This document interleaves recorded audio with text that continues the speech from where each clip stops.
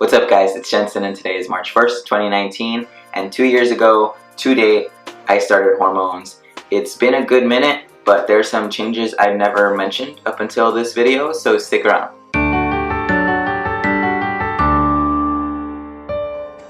We'll start with the basics, the things everyone knows by now. I'm gonna go through them real quick because I want to get into the good stuff later. Number 1, my hunger. I eat a lot now. That's just what it is. A snack is practically a meal. Number 2, my hair. My hair texture is different. It is the thing that I pay attention to every day. I'm also not getting a receding hairline, at least not yet. But also nobody in my family is going bald, so genetics are probably more of a cause for that. Number 3, strength. Again, this could not just be from hormones, and it could be due to the fact that I work out, but by no means is it a thing that I do every day. I just feel stronger now. Like I can lift heavier things for a longer period of time without getting tired. It's nice. Number 4, growth. Yeah, down there. Still happening. Still feels new. Still not really gonna get too much into it. But while we're on the topic of that, I will say this. Orgasms are different now. Not better, not worse, but different than before the growth. Not something I mind at all, but something worth mentioning. Number 5, the most obvious, my voice. It is March 1st, 2017. On to the most exciting part of these last 2 months. I'm about to be 5 months soon, but sometimes I don't get to it. Don't hate me. What's up guys, it's Jensen and today is March 1st, 2018 and I am 1 year on testosterone today. I feel like it happened a lot slower than most, but I've had people telling me that even since my 1 year on T date, that my voice has dropped a little since then. I don't hear it, but again, I never really heard my voice drop from the beginning anyway, so. Number 6, this last one isn't so much physical as it is, I guess, emotional or mental. I really don't remember the last time that I cried. I know I wanted to cry, I know I've been sad and stuff, but there's more control with it now. Like I can hold it back if I really wanted to. What sucks though is that sometimes I feel like that's the only thing that's gonna make me feel better, and I can't, or I'm not allowing myself to do that. I'm not sure which one it is. But that's pretty lame because crying is a good release of like emotions, you know? And I really don't remember the last time I cried. I don't know, months ago for like 2 minutes. I have no idea. But that's it. Not too much new physically or even emotionally, really. But the stuff I do want to get into are the social changes. I think it's not talked about too often how weird it feels when you're around people who perceive you as a man.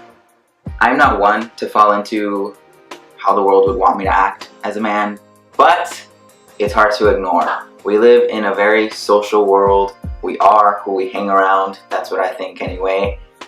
So I'm in a way understanding why a lot of men are the way they are.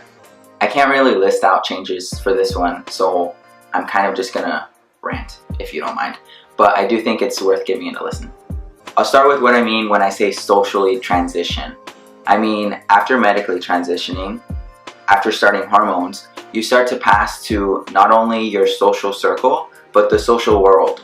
And to socially transition, to me, is to see how the world changed once you did become seen as a man or a woman or whatever. How your world changed socially.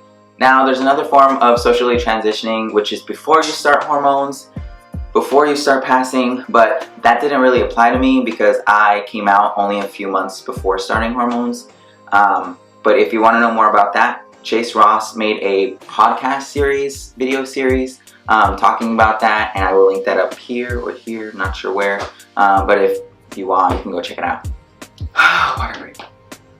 I'm like running out of breath. Since I'm 100% passing, overall I feel like I just get respected from the men a lot more than I used to. Even while I was like transitioning, starting to become passing, there was a phase of like, what gender are you? And I think that would make a lot of people, not just men, feel uncomfortable because they were trying to be so cool with it. if that makes sense. I think people are just uncomfortable with the things that they're unsure of. Like when a male customer would come to me at work, they would immediately give me more respect when telling them an answer, especially if that answer was a no type of response. Or they would feel more comfortable giving me disrespect because I'm a guy and not just some girl that they can't be an asshole to. Good and bad, I guess. For a while I had trouble becoming friends with men because I was, I don't know, uncomfortable with the bro talk, with how they talk, with how immature a lot of them are. And that's not me bagging on cis men, that is just a fact. Biological women mature much faster than men, so even guys my age, ugh. But also, it was hard to navigate conversations that I was never used to having. Like when I was in a group of guys or even just talking to one and they'd say some pretty misogynistic things in reference to a girl that they slept with or when they were checking a girl out. When you're not passing as a guy, if you're a girl, you will not understand this until you are in it. I don't care if you're friends with a lot of guys, your best friend's a guy, or you're lesbian and no, you don't understand it until you're in it. Totally, completely submersed in this world, in this like socially constructed, odd world. It's weird, and it's something that I ignored at first, but slowly found myself doing because I've been around more guys now and I've been socialized to. I don't see many trans men admitting to that, but yeah, like it's hard not to. I try to catch myself when I do, and it's not awful, but it is something worth noting that with male privilege comes misogyny, as much as you disagree with it. With women,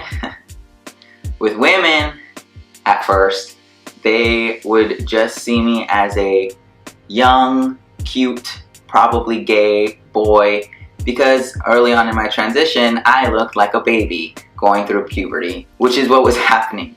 And that mixed in with my mannerisms of me just being me, aka I grew up as a girl, so I have what people would call pretty soft feminine mannerisms.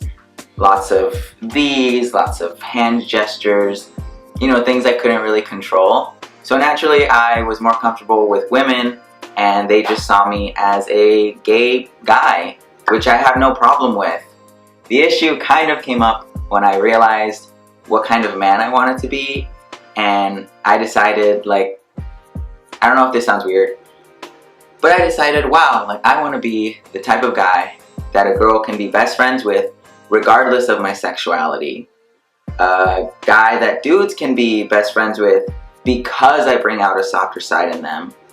I want to make all kinds of people understand that different is okay and sometimes different is needed. You might be thinking, what kind of issue came up with that? That sounds so good, so genuine.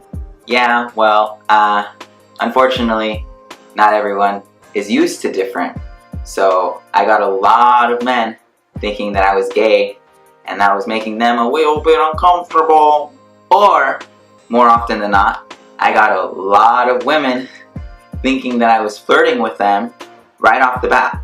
I would strike up a conversation because I was bored, or because they looked cool, or because I liked their outfit, and I would almost immediately get a, I have a boyfriend. Or sometimes it was just simple body language, like they were physically uncomfortable with me talking to them solely because I was a man that they didn't know. That was pretty frustrating, and I understand that now. And these aren't just people I know in my day-to-day life, but just strangers, you know? I think naturally for trans men, or at least in my experience, I had a tendency to want to conform to this masculinity thing, and I did try, but I quickly realized that that's not me.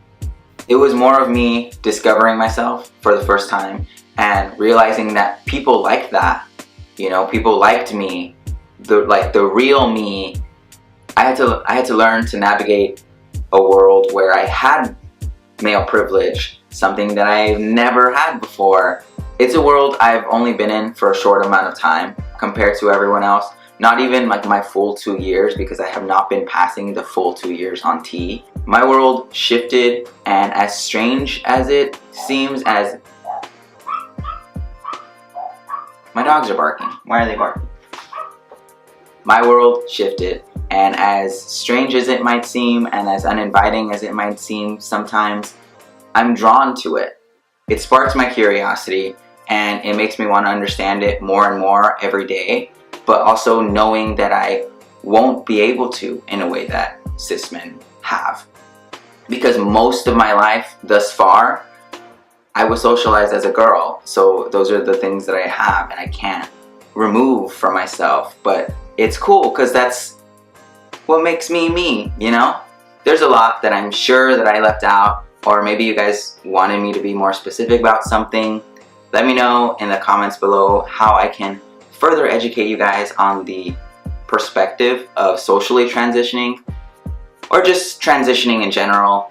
Honestly, all of this just makes me more curious about the point of view from a male to female transgender person, because I can't say I know what that's like. I know what being a girl is in regards to being a boy, if that makes sense. Honestly, this entire video, I'm not sure if it makes sense, and I put off making this video because I wasn't sure how to articulate what was going on in my head. So really, let me know if you guys have any questions. Feel free to follow me on social media. It's Jensen Crab across everything. I will be posting a video soon that I filmed in celebration of my 2 years on T. I went down to the courthouse to file my paperwork to get my name changed, which was very exciting. So be on the lookout for that. Anyways, I hope you guys all make today a great day, and I will see you soon.